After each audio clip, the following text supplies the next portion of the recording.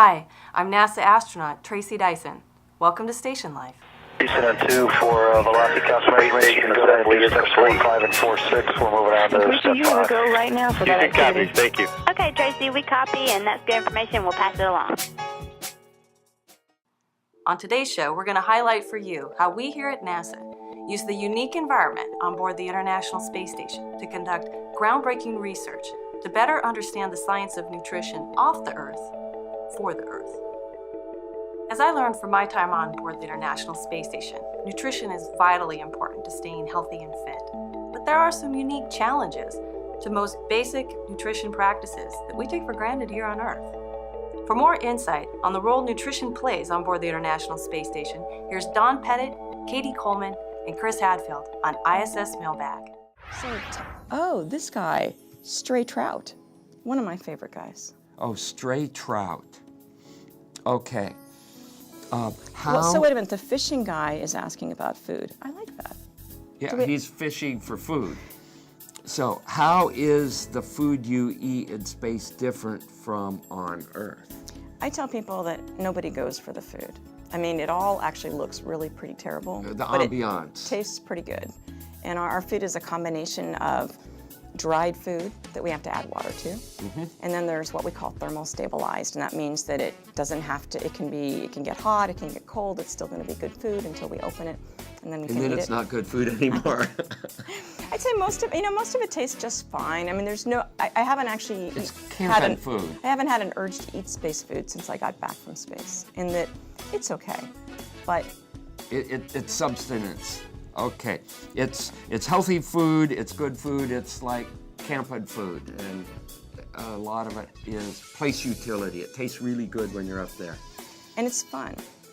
Actually, it's fun. Eating food is is like a science experiment up there, where you can take your tortilla and you can put peanut butter on it and spin it around and. So in space you can play with your food and call it science. Exactly.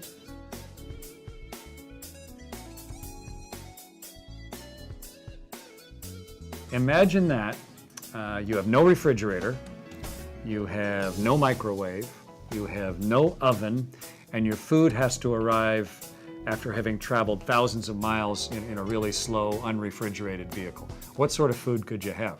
And most of your food is like that. It has to be packaged, freeze-dried, irradiated, like military rations or like ramen noodles or like cans. You're making faces while you're making this explanation. Most of the food's that way, or cans of food, lots of canned food that can last a long time. It's like the food you could carry in your backpack. It's camping food. Yeah, just camping food. So, but it's good. I kept the same weight over my whole 5 months up there. Did you guys lose weight, gain weight? Lost weight, gained weight, a little of each. A little of each. How about you? Lost weight. Lost weight? Yeah. Yeah, I stayed within. The space diet. I love the space diet. Space spa. You could eat whatever you wanted. But there's space utility. There's place utility for the food. If you ate space food for dinner down here, it'd be okay, but you wouldn't go back for a second. When you're in space, in that environment, it tastes really good. And once in a while we get fresh food, which is really nice. When an unmanned ship, like one of the robot ships, comes up, one of the last things the technicians on the ground will often put in is a little bit of fresh stuff. So you might get some fresh fruit or some fresh vegetables. Yeah. On ours, we got lemons. Lemons. They put in lemons. We had like 6 onions, full-size Spanish onions. And we weren't even sure what to do with those big onions. Well, what do you do with lemons? I guess if you have lemons, you make lemonade.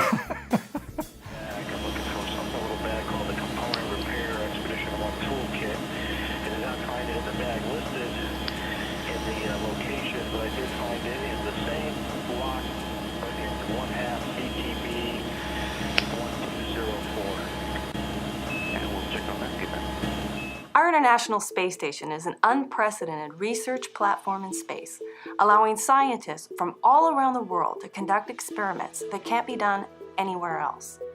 Over 1,500 investigations have been completed or are ongoing in the following disciplines: human health and performance, technology testing for enabling future exploration, physical science, earth and space science, biology and biotechnology.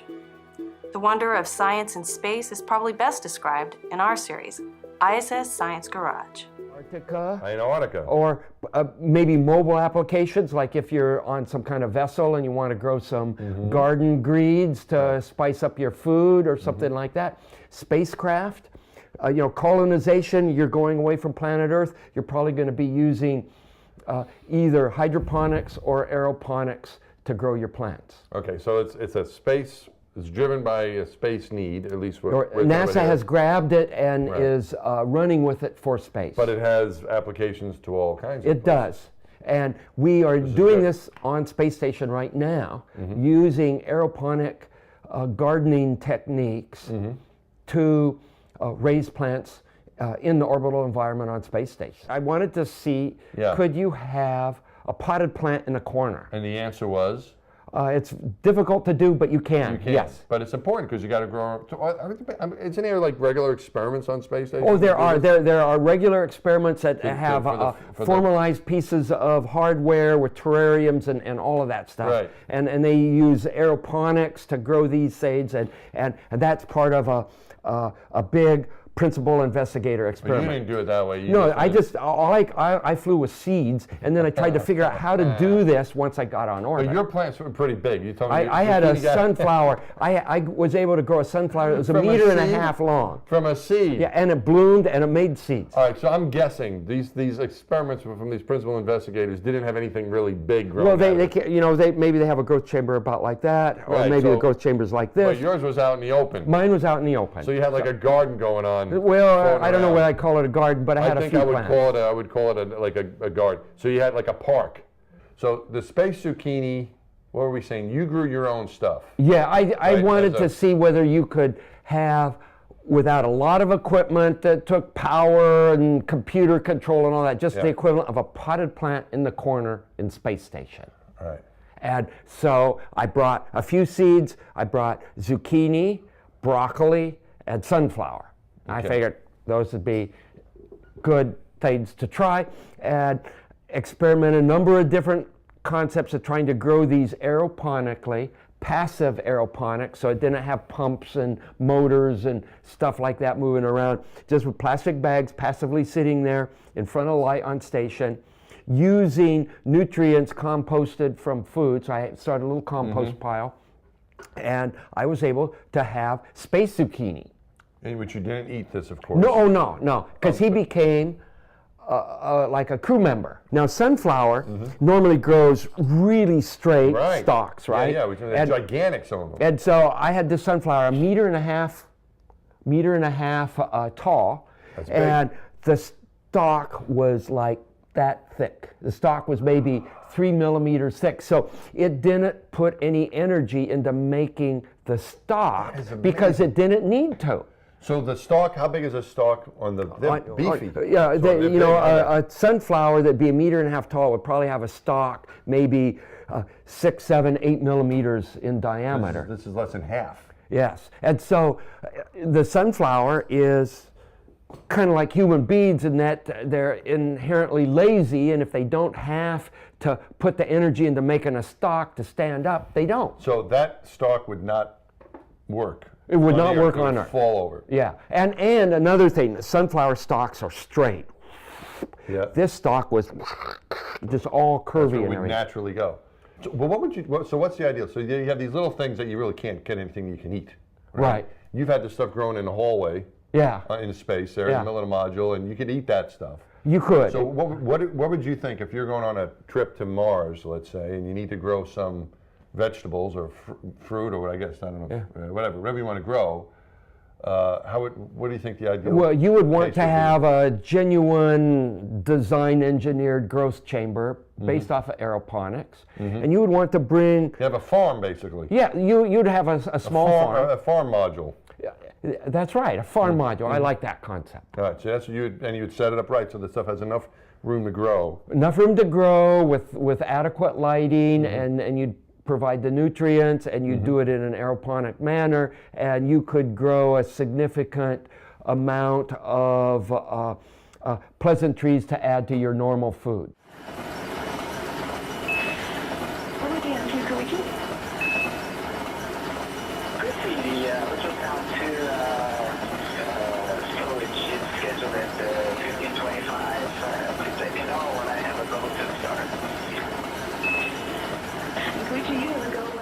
month our focus is on nutrition research on board our International Space Station. Living in space for 6 months changes our bodies in a number of ways. We lose bone mineral density, our muscles atrophy, our cardiovascular system gets weaker, and we experience immune system dysfunction. One way of understanding our bodies and how they change during the course of a long-duration space mission is to study our bodily fluids taken at specific times throughout our mission.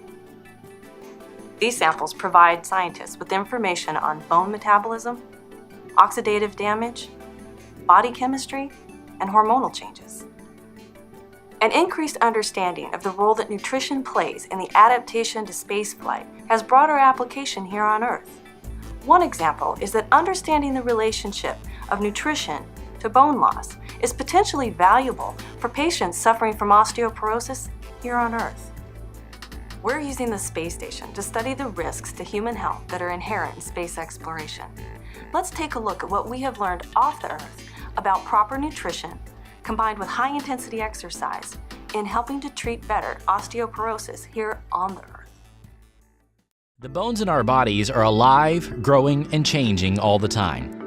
Our bones are composed of different layers. The outer surface of bone is called cortical bone. This is the smooth, hard part of the bone that we can see when we look at a skeleton. Inside the cortical bone is the trabecular bone. This type of bone looks like a sponge and helps to protect the bone marrow. The constant process of bones growing and changing is known as bone remodeling. This process is carried out by specific cells in our bones. Cells called osteoclasts have the role of breaking down our bone and removing any parts that need replacing. At the same time, cells called osteoblasts have the job of making new bone and helping to repair any parts of the bone that have been damaged. On Earth, in healthy individuals, this process is normally balanced so that the same amount of bone is made and broken down. In space, astronauts are exposed to lower levels of gravity than on Earth. This means that they have less mechanical stress put on their bones as they move around.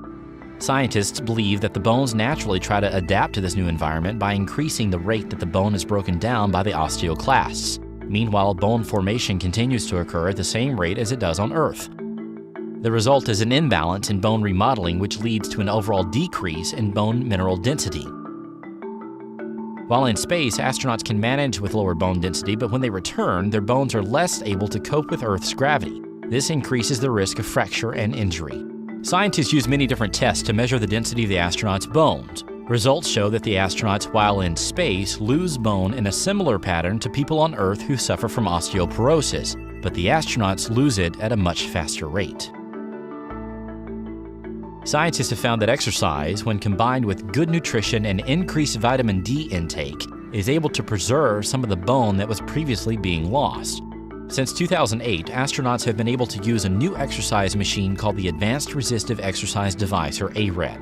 It is thought that this increase in force triggers the formation of new bone, bringing more balance to the bone remodeling process and allowing the bone density to stay at roughly the same level as it was before the spaceflight. It is a significant achievement to be able to maintain bone density in space, but more experiments need to be carried out to see whether the new bone which is formed in space has the same structure and strength as new bone which is formed on Earth.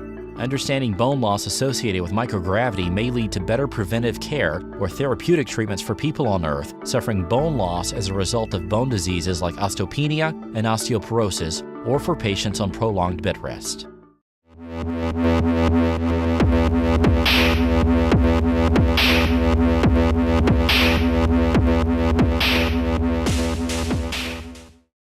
In space and on Earth, our bodies require proper nutrition. Defining nutrient requirements for spaceflight and ensuring provision and intake of those nutrients are primary issues for astronaut health and mission success. After all, you are what you eat. One challenge is providing appetizing food for astronauts that does not require refrigeration and has a long shelf life. While the food is much better than you might imagine, and we've come a long way since the beginning of spaceflight, we do have limited access to fresh foods. If you've ever prepared lunch for someone special, you may wonder how food for our astronauts living and working on board the International Space Station is made and delivered. In our next segment, we're going inside NASA's Space Food Systems Laboratory, as seen on the National Geographic's StationLIFE program.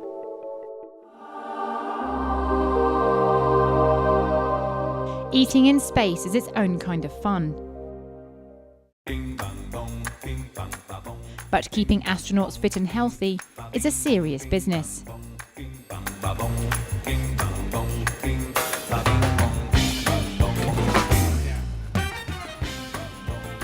Michelle Clinch is responsible for what they eat.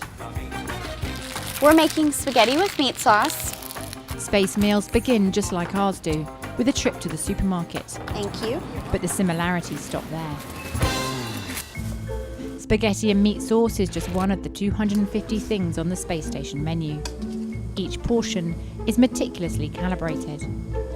We have a database where we maintain the nutritional content of all our products. Calories, fat, protein, carbohydrate, things like that. But the most important calculation is what things weigh. That's because it costs $10,000 for every pound blasted off to the astronauts. So NASA adopted a reduction technique, also used by the military. Freeze drying removes a high percentage of the moisture, so typically when we freeze dry our products, we take them down to about 3%. Each portion now weighs just 1 ounce. Cost to transport, $660. 1,300 miles away, and the orbital Cygnus resupply module is being loaded with the freeze-dried food. And it's time for a few last-minute food luxuries. These are the tortillas. They're very popular on orbit. After a daily routine of freeze-dried meals, a fresh piece of fruit is a welcome relief, well worth its weight in gold. As you can see, we're only sending 3 apples, so you may think that's unfair because we have 6 people on orbit. They may have to share. This very precious cargo is one of the last things to be loaded onto the rocket. It's on its way.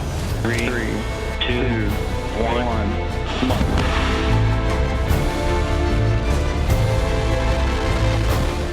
Less than a kilometer away from us now. 2 days later, Cygnus docks with the space station. We're getting ready to berth the Cygnus 1 vehicle. All right. Looks really good. Perfect. Perfect. All right. Bonus food. Including some surprise treats from their families. Wow. Oh, look at that. Tortilla. The real tortillas. Look at that. Real tortillas. Wow. Oh my goodness gracious. The greatest hot dog relish in the history of man. Oh my gosh, my wife didn't tell me about this.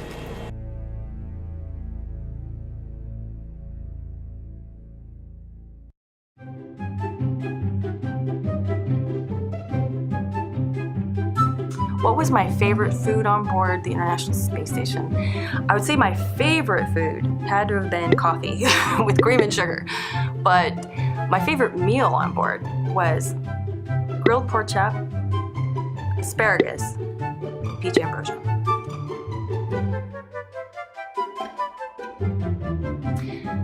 My least favorite food was teriyaki beef steak. It was really mushy.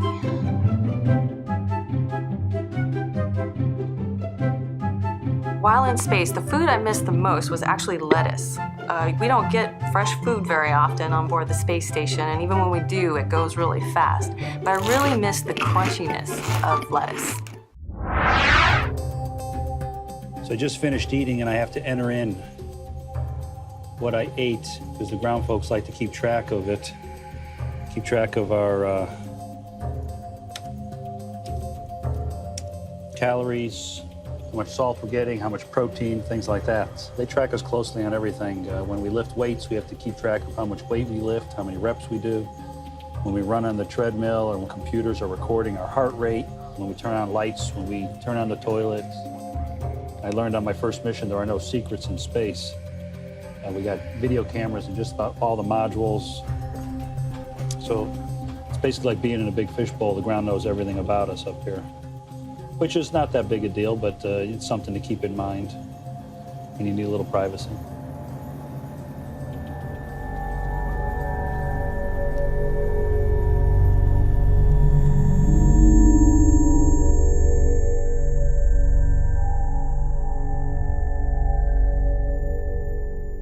As you can see, ISS nutrition research is vital towards improving the quality of human health and well-being in space and on Earth. NASA is constantly looking for ways to benefit humanity, as together we take the next steps towards exploring the universe, searching for answers that matter to us most. Thanks for joining us on Station Life at our behind-the-scenes look at nutrition research aboard the International Space Station. Be sure to follow us on Facebook and Twitter for the latest research news. Until next time, we're working off the Earth for the Earth.